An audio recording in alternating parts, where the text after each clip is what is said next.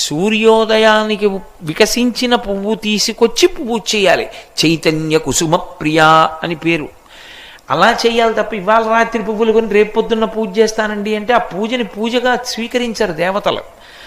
ఏదో తప్పక పట్టణాల్లో ఉన్నామండి, కొద్దిగా నీళ్లు జల్లుతాం, అందుకే తద్దోష నివారణార్థం కసిన నీళ్లు జల్లి పూజ చేస్తాం. ఇప్పుడు నా ఇంట్లో పూల మొక్కలు తెమ్మంటే ఇప్పుడు నన్ను పువ్వులు పూజ చేయమంటే ఎక్కడ చేయను? అలా లేకపోతే అక్షతలు చేయమని చెప్పింది శాస్త్రం.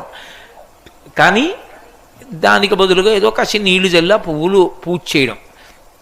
తులసికి ఒక లక్షణం ఉంది. అయితే తులసి ఎప్పుడు పడితే అప్పుడు కొయ్యకూడదు. కొన్ని కొన్ని తిథులు ఉన్నాయి, ఆ తిథుల్లో తులసి చెట్టును ముట్టుకోకూడదు, పత్రి కొయ్యకూడదు.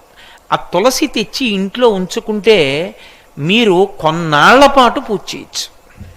అందుకే సాధారణంగా ప్రయాణంలో ఉన్నప్పుడు ఏం చేస్తారంటే ఇంత తులసి ఇన్ని మారేడు దళాలు పెట్టిలో పెట్టుకుంటారు. పూజా పెట్టిలో పూజ పెట్టని ఒకటి ఉంటుంది. ఎవరికైనా అలవాటు ఉంటేను బట్టలు తప్ప అవన్నీ ఎందుకండి మాకు అనుకునే వాళ్ళకి అవన్నీ ఎందుకు? కాసిన మారేడు దళాలు కలిసిన తులసి పెట్టుకుని తాను ఎక్కడున్నా దీంతో పూజ చేస్తాడు. వాటికి నిలవ దోషం లేదు. మారేడుకు మరీ ఎక్కువ, అవి ఎండిపోయినా చేయొచ్చు. కాబట్టి ఇన్ని శక్తులు ఉన్నది. అందుకే నమస్తులసి కళ్యాణి, నమో విష్ణు ప్రియే శుభే, నమో మోక్ష ప్రదే దేవి, నమః సంపత్ ప్రదాయకే.